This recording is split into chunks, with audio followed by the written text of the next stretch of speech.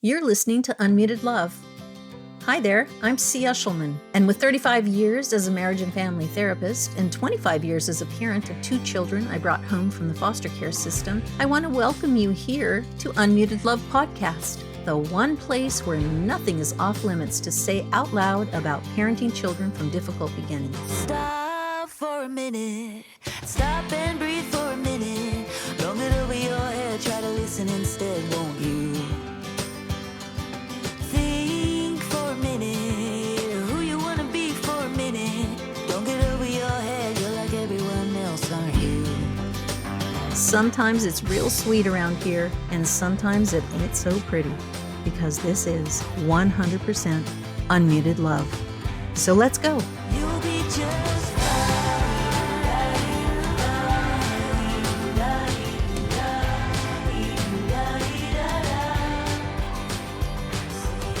Hello, parents. Welcome to Unmuted Love. I am so pleased that you're here today. We are going to continue our series on Taming Your Triggers. The topic today, coherent narrative. Let's go.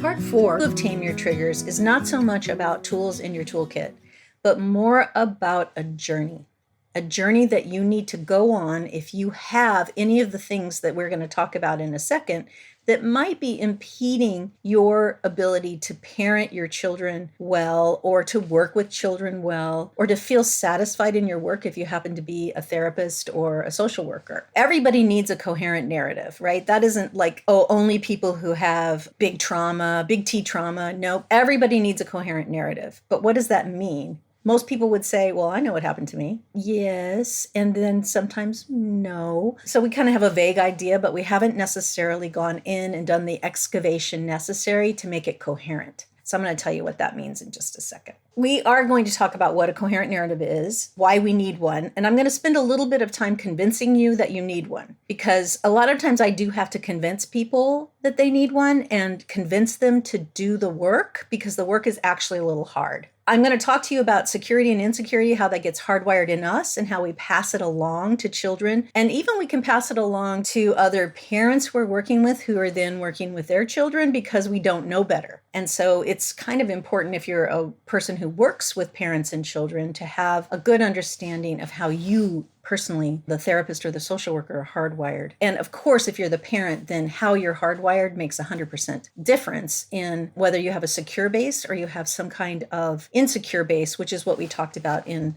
part 1. We're going to talk about developmental expectations versus developmental trauma. And then we're going to talk about some simple exercises to start building your own narrative into coherence. So that's what the plan is for today. It's a big, audacious, hairy goal in a way, because there's a lot of material here. For parents to have made sense of their lives is the single best predictor of positive outcomes for their children to be emotionally healthy and primed to thrive in their lives. Dan Siegel is a very famous clinical attachment researcher. Most people know him for his hand model of the brain. He was one of the first clinicians who actually practiced therapy to apply attachment research to his work. And this is one of the bigger upshots of his work, is that the degree of coherence a parent has can predict the mental health of their children. And that's like a big mouthful to say. And what does that mean? It means that you understand how you were imprinted as a child. 100% impacts how you're imprinting your children. Also, if you're a worker who works with parents and children, how you're imprinted 100% impacts the kinds of things you say to parents in order to parent their children. If you come from an insecure base yourself, then you might not have really any idea how to help a parent create an emotionally stable environment for their children. Because you don't have one yourself, you maybe don't have a good sense of what that looks like, except maybe through reading material or reading books on parenting. But reading books on parenting really has nothing to do with being present with children. And so you can't always get what you need from just reading books. Let's talk about what a coherent narrative is. Really, it's just this basic sentence here: making sense of one's life from cradle to right now. And actually, I might even revise this a little bit. And I might say, I wrote this, so I don't know why I didn't revise it, but I'm just saying, making sense of one's life from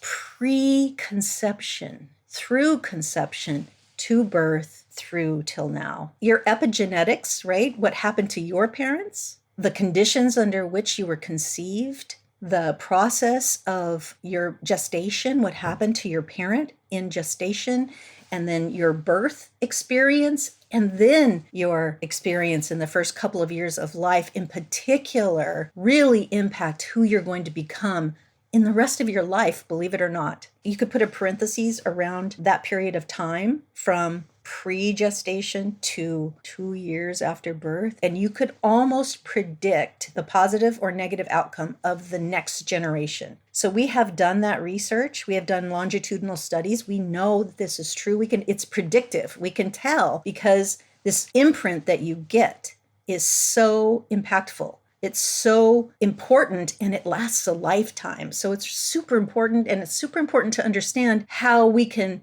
help ourselves make it stronger, make it clearer, make it more coherent for us so that we can reduce some of our own anxiety, some of our own dysregulation, some of our own confusion about who we are, how we relate to ourselves, and how we relate to the world. So I'm going to ask you this question. Have you ever heard yourself say something to your children or to someone else that sounded just like your own mom or dad? And it was just the stuff you swore you would never say. Has that happened to you? It's happened to most of us where, I can't believe I'm saying that when that's the very thing I hated most that my mom or my dad would say to me. I've actually said things like, I'm going to slap the taste out of your mouth. I literally have said that to my kids when they were little. And I said it and I'm like, oh my God, I can't believe I just said that. That is so crazy, first of all, to say. But secondly, like my mom saying that to me actually really scared me when I was a kid. Really scared me, made me feel afraid that she might actually, I didn't know what it meant actually, but I thought it sounded bad, She never did it. It wasn't even about that, right? It was just about the threat of it, but it scared me as a child. And then when I got into a situation where I felt out of control, then out it comes, right? Out of my mouth it comes. That's how deep that imprint was, even though I'd swore if I ever had kids, I would never speak to them the way I was spoken to. So the natural learning style of humans is this. In childhood, we're imprinted by our attachments, for better or worse. Trauma imprints without our awareness in our psyche, in our body, and in our belief systems about ourselves, about people, and about life. And if you don't have a clear understanding of your own story, you are destined to repeat it. And I say that to you with 40 years as a therapist, watching people, working with people who are repeating the same patterns over and over and over in relationships, patterns that they saw in their parent relationships, in their parent-child relationships, and then in their own relationships, usually romantic relationships, over and over, marrying something similar or getting involved with someone similar over and over and having the same problems over and over. So that is a repetitious pattern that happens to most of us, but to some people more significantly than others, no matter how hard they try to avoid it. So I'll give you an example. My father was an alcoholic, and I swore I would never, ever get married to somebody who drank. I didn't. I got married to somebody who was a sex addict. I got into relationships with people who were so codependent in their relationships that they were addicted to being, giving things away, for example, just all kinds of crazy addictions that I got into that I never saw coming because I didn't equate addiction with the thing that was imprinted. I equated alcohol, and I could avoid alcohol. That was easy. I can tell if somebody drinks or not, but I couldn't avoid the addictive imprint because I didn't know it was there. I didn't understand it for what it was and how it was imprinted. Because, I also have some of my mother's positive qualities. I love work. My mom loved work. I have a good work ethic. I'm responsible. I'm accountable to other people. My mother was all those things, but she was also really not a good parent to a small child. I found mine to be sneaky. I didn't really think of them as things I got from her until later. I'm like, oh, I guess I did. And then I see that I gave them to my children, accountability and responsibility to work. And that's what I passed on from my mother. It's very epigenetic for me. It's kind of funny because my daughter's not responsible in it like 400 other ways, but to work, that's an imprint she got from me because it's how I am. My children are adopted and they have a lot of my characteristics. They don't have all of them. Of course, none of us have all of them. And they didn't get the ones I wished they got. So what we really want to be doing is looking at the imprints we got that we don't love, that we wish we didn't have, and then correcting those and figuring that out. And so this is one of the ways to do that. Sometimes we don't really realize the things that we're passing down because we haven't taken the time to get coherent about our narrative. There's universal hardwiring in human learning. This comes with just having a brain and a body. We tend to repeat unfinished history from childhood events, and we do it unconsciously to seek understanding of ourselves and to repair it. What we're really trying to do, I call it, I don't think I coined this, by the way, I think it's Freudian maybe, but anyway, I call it repetition compulsion, where we are getting into things or doing things in order to have a better outcome or a different outcome. So we have a wound or some kind of problem or some kind of unfinished experience, some bad experience, and we are repeating it in order to have it turn out differently this time. We don't really have to do that, but we have a compulsion to do it. It's part of universal hardwiring in humans. We just naturally do it to try and get coherent. We're actually trying to get better over time. Our organism, the organism of the human system, is trying to better itself over time, and that's how it's chosen to do it. Unfortunately, often doesn't really work. However, sometimes it does. I'll give you an example. So I finally end up marrying my husband, who does have some addictive tendencies, and I just decided, well, I could leave this or I could work with it. And so we've been married for over 20 years now, and I'm grateful that we worked through that and got to the other side, because I was just going to marry that again anyway, or get into a relationship with it again. So he and I addressed it together. We worked on it together. I stayed in the relationship. I stayed attached. I stayed connected. And we did the hard work of getting to the other side. I don't think everybody has that kind of outcome, but I made a conscious decision. Like I hit a spot where I'm like, well, this is the place where I get divorced, or this is the place where I leave. But I was like, do I really want to do that? Because I've already done that. Do I want to keep doing that? Can I do this differently? What is my part? What is the imprint I have that's contributing to this, to keep it in place, etc. So I had to do a lot of work to figure out what my part was and how I could change myself to support a change in our relationship. And, he played a part in that too, because he was willing and open and made changes too. But that was how I got that cycle to end, was by sticking with it and working it through in a different way. Because I'd always been a cut and runner, right? Like, oh, there it is. There's the addiction. I'm gone. Because I didn't want to have the life that my mother had with my father, who was just a wild alcoholic. And so my solution always was to just leave it. And this time I stayed with it. And I'm so glad I did. I just love this guy I'm married to. I would have really missed out on a really great life had I not chosen to do the hard work of getting through it. It comes down to a brain thing. A coherent narrative is about left brain, right brain. If you're familiar with left brain, right brain, your left brain is your rational thinking brain, and your right brain is your emotional brain. Now, that's a little bit of a misnomer. They're not on one side or the other 100%. It's not really that simple, but we'll just go with it because it's easy to talk about that way, even though that's not the whole of it. But it's about processing information. Right for emotions and sensations, and left for logic, cause and effect, and sequencing. So making sense of your life by connecting the dots between your right brain emotions, the left brain experience and understanding of it, and connecting it to the present, how you are in the present. Sometimes if you start in the present, it helps you go back. So let me give you an example. I yell at my children, let's say. Let's say that's a behavior that I feel like I know I got from my mother. My mother yelled at her children, me. And now I yell at my children. I don't like it. I don't want to be that parent. So that's a start, right? I already know by looking at today something in my life that I don't care for, and I can already tell that it came from my mother. That's how I can go back in time and get an understanding of some of the things that come out of my history. So that's an easy one.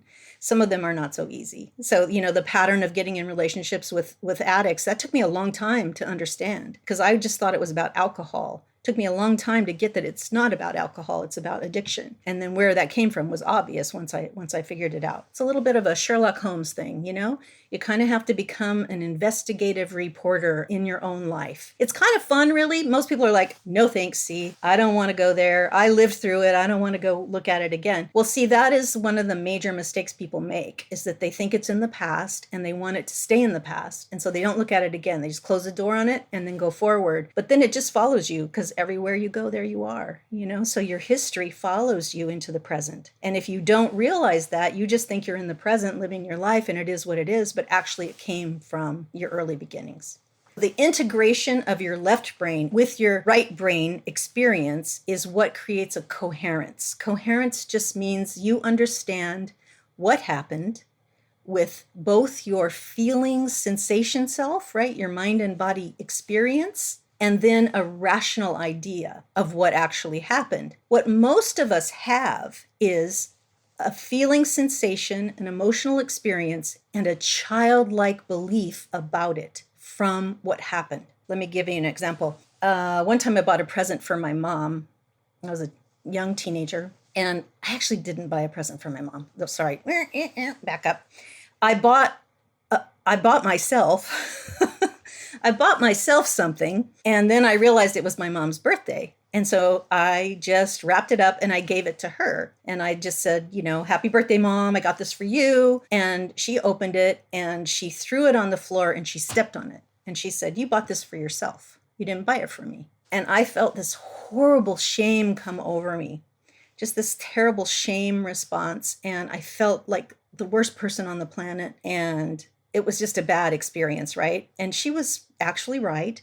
I didn't admit it then. I didn't say anything. I just let it sit there like that. Okay, so fast forward. When I started to do my coherent narrative, I was working with a therapist and she asked me to tell her about a memorable story. And I told her this story. And in the telling of the story, I said, I really deserved that shame. And I went on to just talk about my experience of it and other things, right? She came back the next week with the report from what we were doing. She says, I want to report to you, that you mostly have coherence at this point, but there's one story you told where you have complete incoherence. And I was like, what was that? And then she told me this story and she said, you still believe that you deserved to be treated and shamed the way she did. And I'm like, well, yeah, I've been bad. She goes, you were a kid.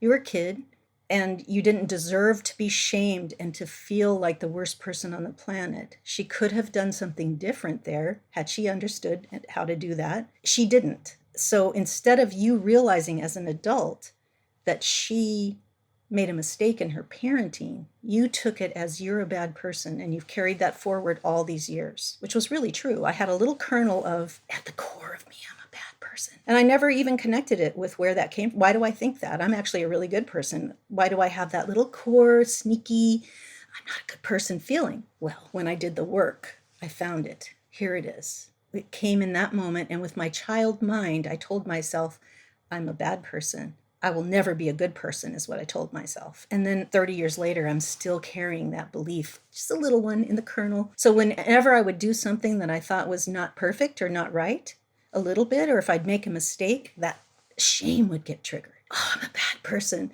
And other people would be like, why do you think you're a bad person when you make a mistake? You just made a mistake. I'm like, I don't know. Just feel like I'm a bad person. It was that little part of me that was shamed when I was an early teen. I'm telling you these intimate details that, I'm over them now, but they were really intense for me when they were happening. And I felt the shame was so deep. But I know that if I don't tell you kind of how to find it, you won't see it. You'll miss it, right? And I want you to see the point of it. Because once I realized what it was, then I went back in time and I paid attention to what happened in that exchange, the best I could, best my memory would. And then I realized that in that moment, I made the decision that I was a bad person. I was never going to be a good person. And I just went back in and I just had a talk with that little preteen girl. And I just said, you know what? You made a mistake. Yeah, you forgot it was your mom's birthday. Kids forget sometimes. I just handled it like a compassionate mom would handle it. And I just told her, you aren't a bad person. You weren't a bad person then, and you don't go on to be a bad person. And I just had that conversation with that girl. And that shame just got, and it just dissipated like it was never there in that spot. And I just feel like in that moment, I got coherence on something I really never understood. I never understood why I had that deep feeling that I was bad. Like, why do I have that? I was a good kid, really. I got good grades. I did all the right things, like, how come I feel that? So I corrected it, and then I stopped having that feeling because I got some coherence on it. Then when I would make a mistake in my adult life, I might feel the shame sometimes, and I'd be like, oh, there it is. It's okay. You can make mistakes, right? Now the voice is there. The voice is there. You can make mistakes. It's all right. I could have said that to myself any other time, but I didn't. I never said that to myself until I had a new imprint to say to myself when I had that feeling. Does that make sense? So it's not that the shame never appears. It mostly disappeared, but I could still do some things like wrong and get the shame pricked. But then I had a new imprint that I had actually implanted for myself of a compassionate mom for myself. Everybody needs a compassionate parent for themselves. So that's the voice you come to your mistakes with, you come to your imperfection with, you come to your humanness with, right? Is a compassionate, loving voice. And you may have been lucky to have a mom that had that voice or a dad who had that compassionate voice. You may be one of the ones that got that. But most of us really didn't get that, or there were moments where we didn't get that and we really needed it. And those are the ones that we want to make correction in, and we want to go back in time and make coherent. So why do we need a coherent narrative? And just for that reason, because the long-term after effects of an incoherent narrative lasts a lifetime. So, I could be 40 years old and having to do that work because it lasted a lifetime. That imprint from that one moment in time lasted a lifetime where I thought I was a bad person at the core. Little secret I had. I never talked about it. I didn't tell people I feel like I'm a bad person at the core. It was a secret, right? It was a secret feeling. Big T traumas and small T traumas, so the big T traumas really do need to be worked. And then when you hit the spot in life where you might feel like over time it really dissipated. Now, it's really hard to make me feel bad about making a mistake. If I haven't done something bad, which I'm not a bad person, so I generally don't, I don't feel that feeling. After I did the work, it really dissipated over time. But it hadn't dissipated at all up to 40 years old. It hadn't dissipated at all until I understood it, until it was coherent. And then when it did get triggered, I knew what it was about. I'm like, oh, that's just about that. That's not about this. That's about that. That makes it coherent, right? Is that I know what it's about. It's not about this thing in front of me. It's not about putting a D when I should have put a T. Why is that making me feel like a bad person? That's ridiculous, right? But there it was. Once that was resolved, yeah, those little ways of making mistakes, I didn't have that anymore. The big things, it could still get triggered, but I also knew where it came from. And it was easy to parse out, like, well, what are my feelings about this thing in front of me versus that thing in the past? That's just it. It's not magic. It's not like it's a magic bullet. It's more like coherence, right? Like now it's not a mystery to me why I had that. It was a mystery up until the point where I worked on it. The coherence came from understanding it, right? So now when it happens, I'm like, oh, it's not about this. It's about that. Whatever. That was old. It generally stays with you unless you recognize the trigger and address it. And you can address it in a lot of ways. A lot of people address it with things in the present, like with EMDR or with brain spotting or with psychotherapy. But what I'm suggesting to you is a lot of it will dissipate by just understanding your history forward and rescuing that child, right? I rescued that 13-year-old girl from that bondage, right, of feeling like a bad person. But I didn't even know it was there, until I told the story, till somebody asked me about my story. And I told, oh yeah, this one thing really stands out for me. And then when I told the story just like I was 13 years old, like, oh yeah, I feel so ashamed of that. I told it again, just like I was as ashamed as a 40-year-old of that 13-year-old event, which when I did the work, it's like, no, I don't, that's silly. Why am I holding on to that for my whole life? Well, I just didn't, I had a child mind, right? That part of me had a child mind. And so coherence gives you an adult mind. It allows you to integrate the feelings, right? I had the feelings of the shame with the logical understanding of, oh yeah, That's not about this. That was about then. In case you need convincing, I'll give you a few more examples. So people keep picking the wrong love partners, or they keep fighting the same fight with different content over and over, right? You have the same fight only over different things, but it feels like the same fight. Keep running from conflict. Keep getting nearly fired, or you do get fired in work settings over and over. Keep getting hurt by unreliable friends, like you pick the wrong friends over and over, or you keep yelling at your kids, right? Over and over, despite trying to stop. Those are some examples of why you might take a look at your history, just in case it's about incoherence in your childhood. I think this is a funny quote. I don't know why, but every time I get super upset, I want to bake a chocolate cake and eat the whole thing. And sometimes I do it. So that's an example, right, of an imprint that you have, but you don't understand it. So if you knew this person, you would know that her mother baked a chocolate cake about once a week, and it was the most soothing thing in the house. And so when there was an upset, there was always chocolate cake to make it better. And so that's an imprint that is a fairly benign one, except that the person also is easily dysregulated and ends up soothing with, chocolate and sugar and sweet things and anything she can put in her mouth to make herself feel better.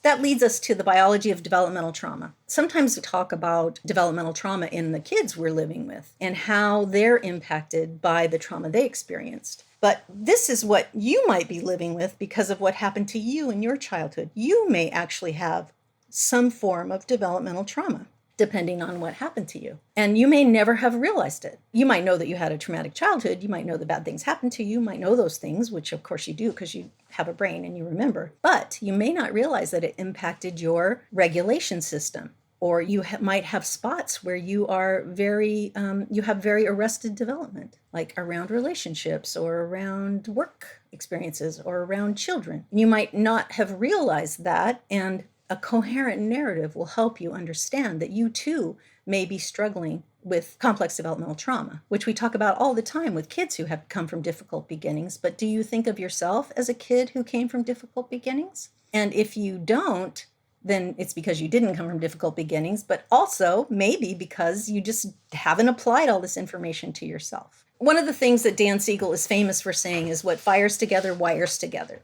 If we have traumatic experience in childhood, we get hardwired for fear and hypervigilance. We get hardwired for social disengagement and withdrawal. We don't get all of it, but we get some of these things. We get dysmaturity, right? That means we're younger than our chronological age. We get emotional dysregulation. So our mind-body complex actually is different than people who don't have traumatic childhood experiences. We may have a stressful lifestyle because that's hardwired. My daughter has a stressful lifestyle. She's 28 and I adopted her when she was 3, and she has had a stressful lifestyle her entire life to date, and she hasn't been able to stop those imprints from recurring. You may have difficulty with intimacy. You may be compulsive, needy, controlling. You may have personality issues. You may consider yourself difficult to live with. You may find yourself to be snappy or quick to hurt, quick to incite some kind of pain in another. All of that would be about how you're wired if you had trauma in your early years. Now, you may not have any of those things, and that's fine. That means somehow you were resilient enough to escape complex developmental trauma, or you've done your work to recover from it, which you can recover from it for sure. These are some of the more things that you might experience if you have developmental trauma. It causes distortion in your sensory system. I have terrible distortions in my sensory system. I fall down all the time for no reason, like on my own feet. I trip all the time because my balance has been bad since I was little. I have to wear, like right now I have on a shirt that's about 2 sizes too big because I don't like tight clothes. It makes me feel crazy. So you may have distorted and or extreme beliefs. So some people get extreme beliefs about themselves or other people or the world. You may have traumatic body memories that you understand or you don't understand. You don't know why you have it, but you have it. You may have a false self. So you might walk through the world thinking, well, if you knew me, you wouldn't be my friend, or if you knew me, you wouldn't love me. You may have chronic relationship conflicts, chronic survival brain reactions, which would be that quick upregulation or quick collapse. You might have chronic high cortisol and other stress hormone levels that are too high. You may have adrenal exhaustion or adrenal burnout, because when you have toxic stress from complex trauma, you get adrenal burnout and you end up with all kinds of immune problems because your adrenal system's not working very well because of toxic stress that comes from childhood trauma. You may have cognitive delays because of it. You may have traumatic reenactments in close relationships. I work with someone right now who regularly abandons her partner, regularly kicks her out of the house whenever she feels threatened. And it's a traumatic reenactment of her childhood.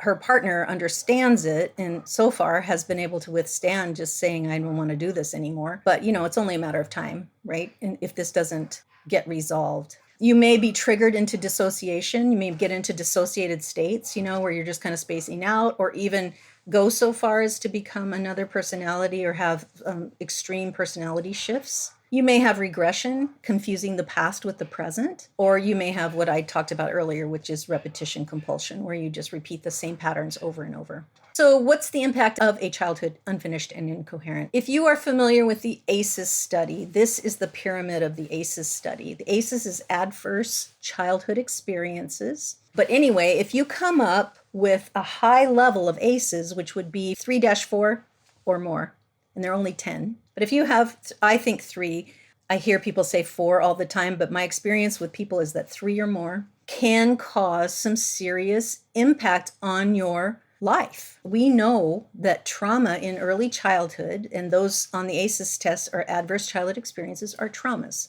that kids experienced before 18 that add up. And if they add up to 3 or 4, you likely will experience this pyramid, which is disrupted neurodevelopment, social, emotional, and cognitive impairment. The higher you go with the ACEs, you may adopt health risk behaviors like smoking, drinking, promiscuous sex, those kinds of things. You will likely end up with some form of disease, disability, and social problems that come from your poor coping skills, and also your physical wellness because of toxic stress will be impacted. So you may come up with things like immune deficiencies and disorders. You may come up with cardiac problems. You may come up with cancer. There are certain things that are predictable statistically. It's, of course, not in the person, but statistically, the statistics, you should read them, are pretty amazing. And then, depending on how many ACEs you have, it can predict early death. So you don't live as long if you have a high ACEs score.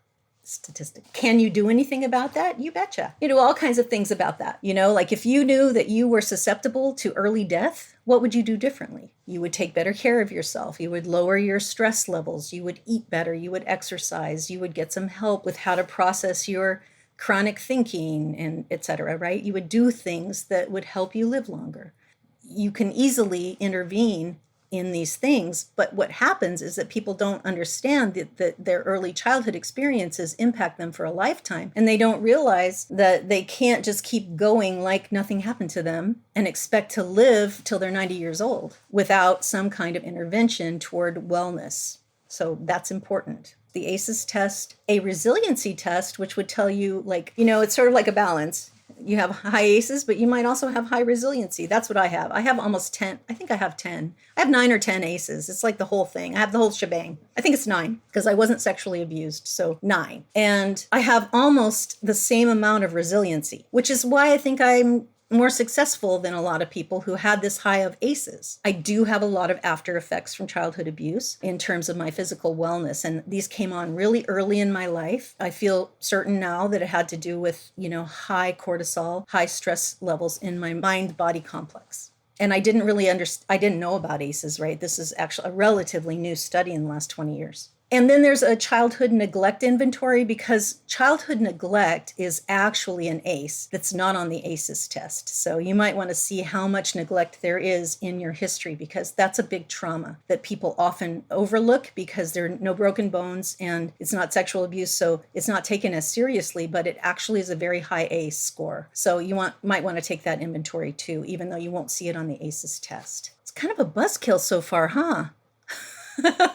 There's so much hope, though. There's so much hope. We're getting there, but not yet. We have to talk about trauma first. Trauma's trauma. Many have obvious trauma and some not so much, but still you may feel the impact of childhood imprints, even if it's not traumatic in the big T sense, right? For example, traditional parenting, I've talked about a lot. Traditional parenting was spare the rod, spoil the child. That is a sort of an underlying factor. Well, I don't know about you, but when I was hit with a belt, that was traumatic. How traumatic? Was that major traumatic? Well, compared to all the other traumas in my life, no, not so much. But if that's your trauma in your life and you had, a relatively peaceful family life, but got whipped with a belt once, that's a trauma for you.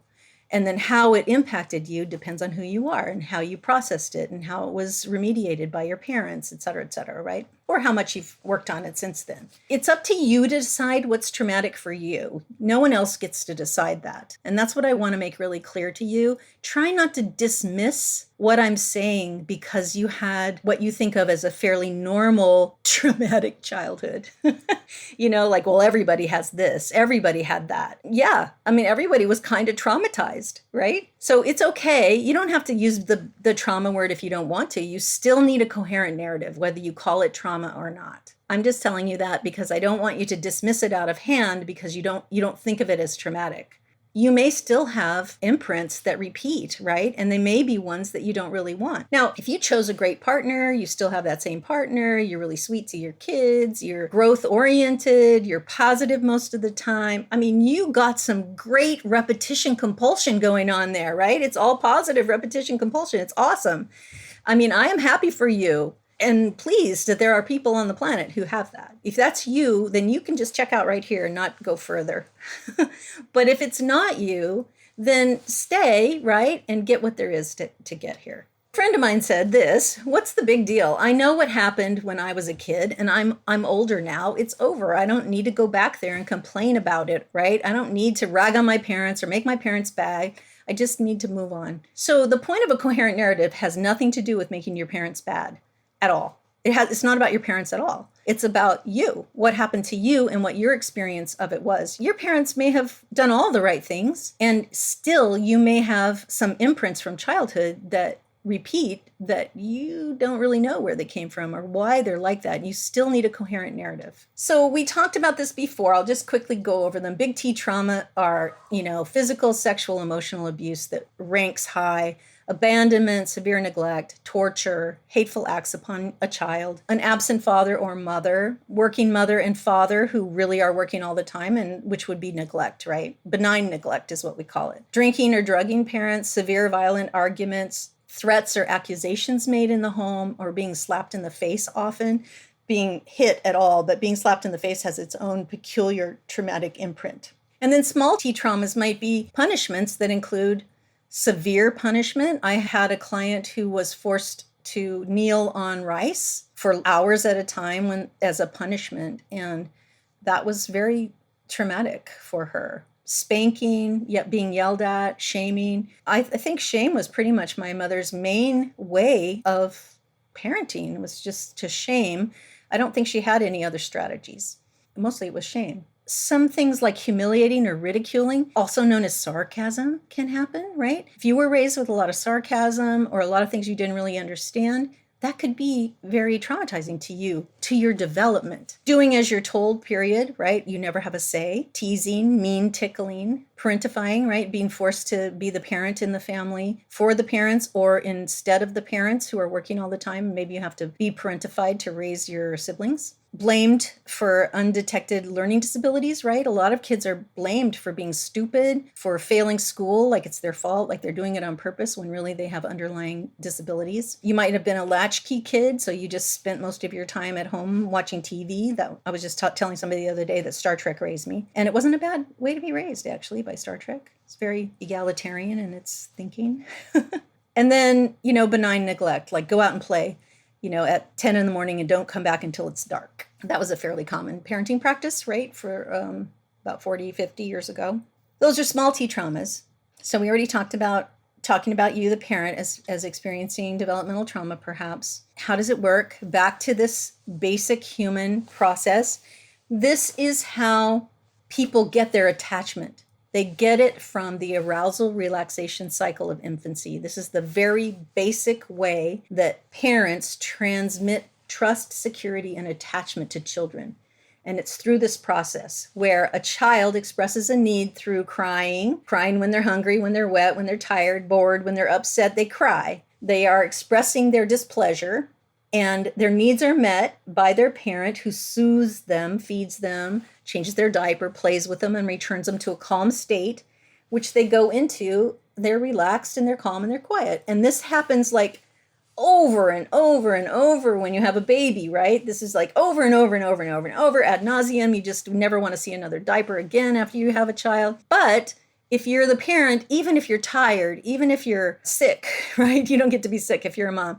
Like, you do this anyway. You do it to the best of your ability most of the time. It's not 100%. You have to do this 100% to have a secure, trusting relationship with a child, but you have to do it enough, right? We say good enough. I would say that's like 70% of the time you meet the needs of the child, and you do it positively. Like, you don't go in and shake the baby when they're screaming. You don't go in there and yell at them when they're screaming. You soothe them. That's what they get most of the time. And that creates a secure attachment in a child between birth and 2 years old. If you get good enough arousal relaxation cycle in your childhood, you probably have a secure base, even though something may have happened to you after 2 years old. But if something happened to you before 2 years old, this cycle gets interrupted, then you end up with fairly severe attachment issues in your own childhood.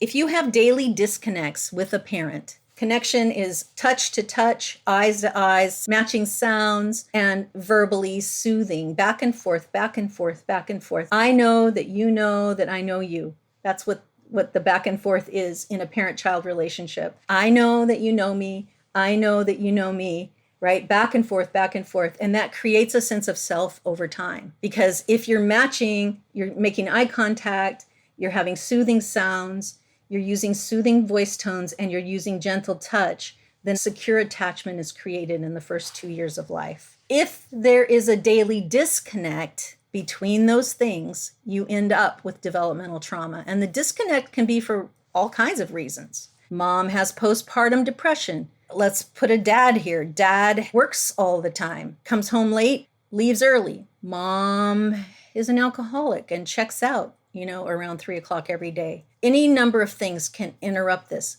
Can also be interrupted by the child.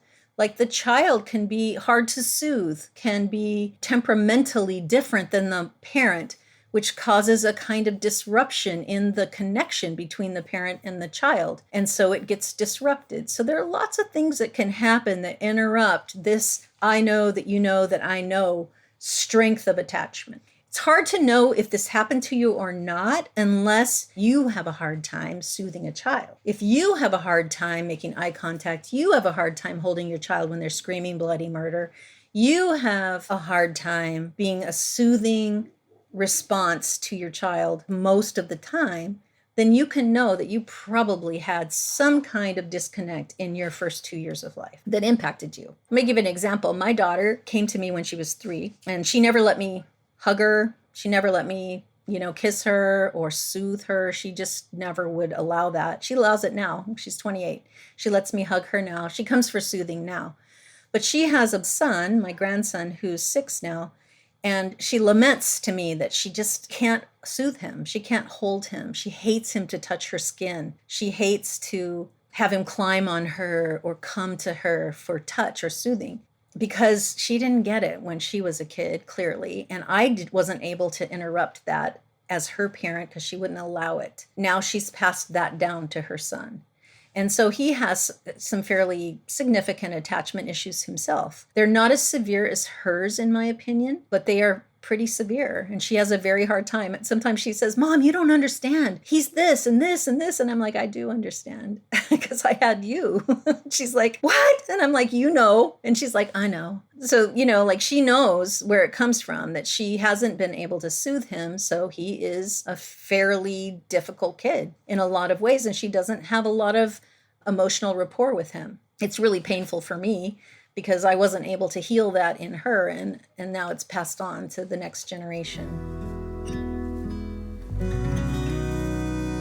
Well, that was kind of heavy stuff right there, wasn't it? I think that's a good place to stop for today. Thank you so much for listening to this UnMuted Love podcast. I do this for you because I've been you. Tune in next time for the next part of Coherent Narrative, Tame Your Triggers, parents. Until then, remember, your love matters. Hey parents, this is C. Get the help you need to end destructive and chaotic behavior in your home while parenting children from difficult beginnings. I know you need help, and the Love Plus parenting model actually works. I'm inviting you to work with me personally for 6 months in my virtual therapeutic parent program, and I guarantee you results or 100% of your investment back. How is that for a blue ribbon deal? I'm looking forward to working with you. See you on the inside. Stop for a minute. Stop and breathe for a minute. Don't get over your head. Try to listen instead, won't you? Think for a minute. Who you want to be for a minute. Don't get over your head. You're like everyone else, aren't you? You could gain from being a bit nicer. Know when to talk and when to shut your mouth. The Unmuted Love podcast is hosted by me, C. Eshelman, attachment and trauma specialist at the Attach Place in Sacramento, California. Our podcast producer is the amazing Saya Clark, and our theme song is Nicer by Houses on the Hill, licensed through Epidemic Sound. Thank you for being such loyal listeners here on Unmuted Love. I'll see you all next week. You'll be just fine.